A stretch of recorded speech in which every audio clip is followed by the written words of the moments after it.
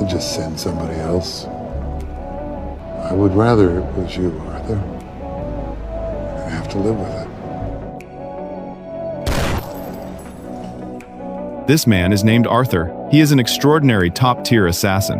What he excels at the most is perfectly disguising assassinations as accidents, killing without leaving a single trace. This time his target is a notorious mob boss. Although the villa is heavily guarded inside and out, Arthur already has a master plan. The mob boss is swimming in his pool as usual. While diving, he unexpectedly spots a watch resting at the bottom. Just as he reaches out to pick it up, Arthur shoots up from the bottom of the pool like a ghost. He tightly wrestles him down. After a brief struggle, the defenseless mob boss is silently drowned in his own pool. Having succeeded, Arthur bypasses all the guards. He arrives at a bridge and takes a flying leap, disappearing completely into the river. Afterward, Arthur meets up at a cafe with his mentor and old partner, Harry. Everything went okay?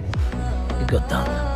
He collects the bounty for his mission. Returning home, Arthur opens his hidden door. As the most precise machine in the assassin organization, he thoroughly researches the target's habits, terrain, and escape routes before making a move.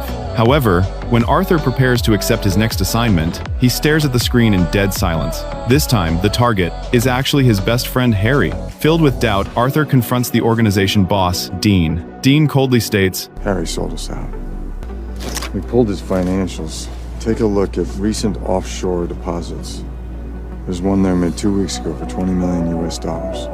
Arthur is forced to accept the harsh reality. Arthur calls Harry, falsely claiming someone is out to assassinate him. Completely trusting Arthur, Harry ditches his bodyguards. He arrives alone at the underground parking garage, waiting for him, only to find Arthur already waiting there.